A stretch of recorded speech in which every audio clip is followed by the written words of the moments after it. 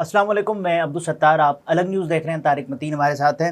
میاں والی میں مریض مردہ پایا گیا لاکڈ اسٹور میں، اور اس کے علاوہ کراچی میں ٹارگٹ کلنگ کا ایک اندھوناک واقعہ پیش آیا، اس پر بھی بات کریں گے، لیکن اس سے پہلے آپ سے درخواست ہے چینل کو سبسکرائب کریں، سبسکرائب کرنے کے ساتھ ساتھ گھنٹی ضرور بجا دیجئے۔ تو میاں والی یہ تو کیا ہو گیا؟ دیکھیے، غالباً ایک سرکاری افسر کا بابو کا دورہ تھا جی، اور اس بابو کے دورے کے موقع پر بتایا جا رہا ہے کہ ایک غالباً ذہنی مریض تھا۔ اس ذہنی مریض کو جو ہے وہ بند کر دیا گیا اسٹور میں، ٹھیک ہے، کہ یہ صاحب کے دورے کے موقع پر کوئی مشکل صورتحال پیدا کر سکتا ہے۔ ٹھیک ہے، وہ اسٹور میں بند کیا، صاحب آئے، صاحب کا دورہ ہو گیا، صاحب چلے گئے۔ اب وہ بیچارہ ذہنی مریض تھا، اسٹور میں بند کرنے والے تمام ٹپیکل سرکاری ملازمین بھول گئے، ٹھیک ہے، خبر کے مطابق یہ بھول گئے، انہوں نے اس کو اسٹور میں چھوڑ دیا اور اسٹور میں اس کی ڈیتھ ہو گئی۔ جی، وہاں سے جب تعفن اٹھائے نا، یہ اسٹور بند کر کے ایسے بھولے تھے۔ اب آپ اس سے اندازہ لگائیں کہ سرکاری محکموں میں کام کیسے ہوتا ہے۔ یعنی وہ اسٹور ہے، اس کی 10 جگہ ضرورت پڑ سکتی ہے، سب کچھ ہو سکتا ہے، لیکن ہمارے یہاں سرکاری دفاتر کا آپ نے حال دیکھا ہے، کوئی چیز بند ہے، اس کی ضرورت ہی نہیں پڑی ہے، اس میں وہ گزر گیا، جب تعفن اٹھا، بدبو پھیلی، کھولا، تو پھر جا کے جو ہے وہ وہاں سے پتا چلا کہ وہ گزر گیا ہے۔ اب اس مقدمے میں 2 ڈاکٹرز جو ہیں انہیں ذمہ دار قرار دیا جا رہا تھا۔ اطلاعات کے مطابق دونوں ڈاکٹر صاحبان جو ہیں وہ ضمانت پر ہیں۔ افسوس۔ اب دیکھیے نا، یہ مائنڈ سیٹ ہے ہمارے سرکاری محکموں کا، یہ بابوؤں کا مائنڈ سیٹ ہے۔ آپ نے ایک بندہ جو آپ سے ہینڈل نہیں ہو سکتا تھا، آپ بتا سکتے تھے نفسیاتی مریض ہے، صحیح ہے، بٹ سنس بابو کے آنے پر وہاں ایک سین کریٹ ہو سکتا تھا، میڈیا میں جا سکتا تھا، تو آپ نے اس سے بچنا چاہا۔ آپ پر کارروائی بھی ہو سکتی تھی نا کہ اس کا علاج کیوں نہیں ہو رہا۔ اور مطلب نفسیاتی مریض تھا، بتا کے آسان کام تھا، ٹھیک ہے، اس کو ہینڈل کرنے کا طریقہ ہو سکتا تھا، اور یہ بھی ممکن تھا کہ اس جگہ لے کر ہی نہ آتے نا، لیکن یہ انہوں نے بند کر دیا، بند کر کے بھول گئے، وہ گزر گیا، اور وہ بیچارہ ذہنی مریض۔ محمد علی ان کا نام ہے، اور یہ بتایا جائے the patient was identified as Muhammad Ali, son of Muhammad Asif. During his stay, no relatives visited him. It was revealed that the injured man was also mentally challenged and had difficulty in speaking. ٹھیک ہے، اب دیکھیے، آپ کو ایک اور واقعہ یاد آتا ہے؟ یہاں کوٹ لکھپت جیل میں مریم نواز شریف صاحبہ نے وزٹ کیا تھا۔ جی، اس وزٹ سے پہلے جا کر فرمائش کی گئی، حکم دیا گیا پاکستان تحریک انصاف کی خواتین قیدیوں کو بند کر دیا کہ آپ کو کیا کرنا ہے۔ اچھا، وہ حکم دینے کے باوجود بھی ڈر یہ تھا کہ یہ تو نہیں مانیں گی بات۔ اس کے بعد ان لوگوں کو بند کر دیا گیا اور گھنٹوں بند رکھا گیا۔ یہ مریم نواز شریف صاحبہ نے رمضان میں وزٹ کیا تھا، انہوں نے وہاں روزہ بھی افطار کیا تھا، یہ ہمارے سامنے تھا۔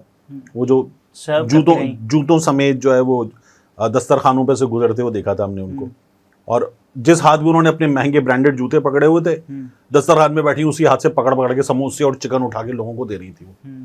خیر وہ ہمارا موضوع نہیں ہے، لیکن یہ تب بھی آپ کو مائنڈ سیٹ نظر آیا تھا، جی، اب بھی نظر آیا ہے۔ تو افسوس نہ کہ ان لوگوں کے خلاف جو ہے نا تحقیقات ہونی چاہیے۔ یہ قتل کا مقدمہ ہے، جی، باقاعدہ اس قتل کے مقدمے میں ڈھنگ سے ان سے پوچھا جانا چاہیے۔ یہ جو طریقہ ہے کہ ضمانت ہو جاتی ہے ایسے تمام مقدمات میں اسی لیے بار بار کہتا ہوں، اور یہ جملہ میں ہمیشہ مجھے دہرانا پڑتا ہے کہ اس ملک میں ایک عام آدمی کی زندگی واقعی کتے کے گو کے برابر ہے۔ جتنا تھوڑا بہت جہاں جو طاقتور ہوگا وہ روند کے نکلے گا، گردن پہ پاؤں رکھ کے نکلے گا۔ یہ پورا ملک جو ہے نا، تمام کے تمام، یہ جو تھا نا فلوئڈ، جو ابھی امریکہ میں مرا تھا، جان فلوئڈ، یہ بالکل اس کی جیسی قوم ہے ساری کی ساری۔ ان کی گردنوں پہ پاؤں رکھو، یہ کہہ رہے ہوں کہ مجھے سانس نہیں آ رہا، پرواہ مت کرو، گزر جاؤ، کیونکہ جو گھٹنا رکھیں گے گردن کے اوپر ان کا کچھ خاص بگڑے گا نہیں۔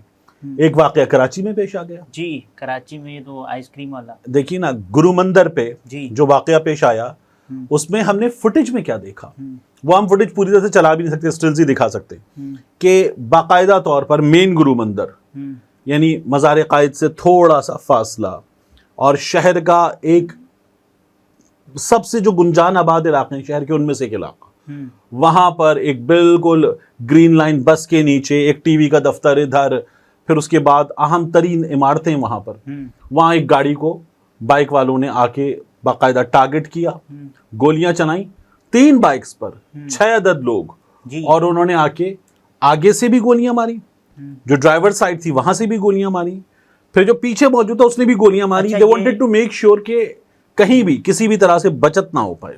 یہ بزنس رفٹ ہو سکتی ہے. دیکھیے یہ تو جو بتایا جا رہا ہے نا, اس میں سب سے عجیب چیز کیا ہے کہ اس واقعے کا مقدمہ جو ہے وہ ابھی تک نہیں ہوا.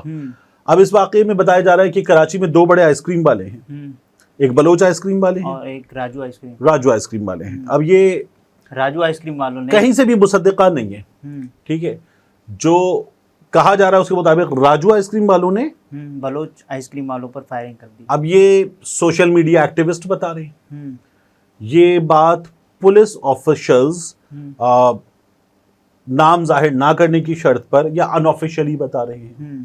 یہ بات ایسے صحافی بتا رہے ہیں جو جیسے اب یہ ہمارے سامنے خبر ہے فواد رحمان صاحب, اب یہ واشنگٹن ڈی سی میں بیٹھے ہوئے ہیں, انہوں نے پوری طرح سے لکھ دیا فواد رحمان صاحب نے کہ ایسے لوگ کراچی اپنا خاندان ہی لے کر نہیں آتے بلکہ خاندانی دشمنیاں بھی ساتھ لے کر آتے. گرومندر پر راجو آئس کریم والوں نے بلوچ آئس کریم والوں پر فائرنگ کر دی, 2 ہلاک 2 شدید زخمی. اور کچھ سوشل میڈیا ایکٹیوسٹ جو ہیں انہوں نے اس بارے میں لکھا ہے. کچھ دن پہلے کیا ہوا تھا, بتایا جا رہا ہے کہ سولجر بازار کے علاقے میں ایک آئس کریم پارلر پہ گولیاں چلائی گئیں. وہاں گولیاں چلائی گئیں اور وہاں جو بندہ مارا گیا وہ اس واقعے میں جو لوگ جان سے گئے ہیں, صحیح ہے, ان میں سے ایک کا جو تھا وہ نشانہ بنا. وہاں شادی ہوئی تھی, اب وہ شادی پسند نہیں تھی, تو اس بنیاد پر آ کر انہوں نے کہ ہمارا بھائی مار دیا کہ ہمارے بھائی نے تمہاری بہن سے شادی کی تھی, اب ہم تمہیں جو ہے وہ نشانہ بنائیں گے. یہ خاندانی دشمنی ہے, یہ خاندانی کاروباری دشمنی ہے. پسند کی شادی پر بدلے کا معاملہ تھا, وہ بدلہ لیا گیا, اس بدلہ لینے پر پھر بدلہ لیا گیا, اور اب انہوں نے بدلہ لے کر یہ کام کر ڈالا ہے. یہ گرفتاریاں تو نہیں ہو رہی ہیں. دیکھیے نا, اس کی سب سے بڑی ریزن کیا ہے جو زیادہ خوفناک ہے, وہ ہمارے ذہن میں ایک اور سوچ پیدا کرتی ہے. اگر ایف آئی آر ہوگی تو جو مدعی ہے وہ یہ چاہے گا کہ مجھے انصاف ملے, اور وہ الزام لگائے گا, نامزد پرچہ کروائے گا کسی پر یا نامعلوم افراد پر, اور انصاف کا تقاضا کرے گا. اس واقعی کی ایف آئی آر نہیں ہوئی ابھی تک, تو پھر اگین وہی سوچ پیدا ہوتی ہے کہ ٹھیک ہے, جن کا گھرانہ نشانہ بنایا گیا ہے ان میں یہ سوچ موجود ہے کہ اب پہلے ہم نے نشانہ بنایا تھا, اب تم نے بنایا, ہم نے 1 نشانہ بنایا تھا, تم نے 2 نشانہ بنا دیے, 2 کو زخمی کر دیا. جب زخمی ہوتا نا گولی سے تو خدا نہ خواستہ ہمیں زندگی بھر کے لیے کوئی اپاہج بھی نظر آتا ہے اس میں, آپ نے یہ کر دیا ہے, اب ہم بدلہ لے کر آپ کا خاندان نشانہ بنائیں گے. یہ بھی تو ہو سکتا ہے نا کہ جو طبی معاملات ہیں, طبی مدد کے لیے, اور جو 2 ہلاک ہو گئے ہیں, تو دیکھیے اس واقعے کو ہو گئے, جب یہ ناظرین دیکھ رہے ہوں گے تو اس واقعے کو 3 سے 4 روز ہو گئے نا, تو اب تک اس سلسلے میں باقاعدہ طور پر خاندان کو رجوع کر لینا چاہیے تھا. پولیس پہنچتی ہے اور پولیس پہنچ کر کہتی ہے کہ آپ موجود ہیں اس پہ, سرکار اس میں پرچہ کروائی ہے. مدعیت میں کرواتی, سرکار کی مدعیت میں تو ہم نے مقدمات کا دیکھا ہے کیا حال ہوتا ہے. گزشتہ کچھ عرصے میں ارشد شریف کا مقدمہ سرکار کی مدعیت میں ہو گیا, عمران خان پر جو قاتلانہ حملہ کیا گیا تھا اس کا مقدمہ سرکار کی مدعیت میں ہو گیا. ابھی رؤوف حسن صاحب پہ مقدمہ جو حملہ ہوا تو وہ پولیس نے کروا دیا ہے, اور اسی طرح سے جو مقدمہ تھا کشمیر جو دھرنا دے کر بیٹھے تھے سیو غزہ فاؤنڈیشن والا, تو وہاں پر کیا ہوا سینیٹر مشتاق والے اس معاملے میں کہ اس پر بھی پولیس کی مدعیت میں, کیونکہ انسپیکٹر اعجاز اس میں زخمی ہوتا. مقدمہ ہی نہیں ہوا نا. اب اگر پولیس کرے گی تو مجھے تو کوئی امید نہیں کہ پولیس اس میں کچھ کر سکے گی, کیونکہ پولیس مقدمے ہی خراب کر دیتی ہے. اچھا وہ تو سیاسی بنیادوں پر کچھ تھا نا, یہ تو نہیں سیو غزہ فاؤنڈیشن میں سیاسی بنیادیں کہاں تھیں. سیو غزہ فاؤنڈیشن والوں پہ جو گاڑی چڑھائی گئی تھی اس میں سیاسی بنیادیں نہیں تھیں, اس میں معاملہ انوالومنٹ تھی نا. ہاں آپ وہ کہہ رہے ہیں نا, اس میں ایسا معاملہ تھا کہ ہم اس کو کیا بات کریں, یعنی اس میں بریگیڈیئر صاحب کا بیٹا لیفٹیننٹ جو تھا وہ اس میں انوالو تھا, تو اس کا بھی مقدمہ سرکار کی مدعیت میں مقدمہ ہوتا ہے, تو جو پورا مقدمہ ہوتا ہے, کیس ہوتا ہے, وہ تباہ ہو جاتا ہے. مجھے اس بات کا ڈر ہے کہ کیس تباہ ہو جائے گا. رؤوف حسن صاحب کے کیس میں کیا ہوا تھا, رؤوف حسن صاحب کے کیس میں اتنا گہرا ایک 74 سال کے آدمی کے منہ پہ کٹ لگ گیا, ٹھیک ہے, وہ بلیڈ سے بھی زیادہ آپ کو نظر آتا ہے کہ کوئی اور تیز دھار آلہ تھا جس سے کٹ لگایا گیا, اور اس میں نامعلوم افراد کی جانب سے حملے کا مقدمہ ہے, ٹھیک ہے, اور ایک تھپڑ پڑا خاور مانیکا کو, کس نے مارا ابھی تک طے نہیں ہے. 25 بندوں پہ 10 دفعات لگا کے 780 اے بی لگا دیے اور ان پہ مقدمہ ہو گیا. اب دیکھا جائے ہمارے یہاں مقدمے کیسے ہو رہے ہیں آپ دیکھ لیجیے, ایسے ہو رہے ہیں. ویڈیوز کی مدد لی جائے گی. تو بس یہ ایسے ہی ہوتے ہیں. یہ طارق متین تھے, گفتگو آپ نے ملاحظہ فرمائی. اجازت دیجیے, اللہ حافظ.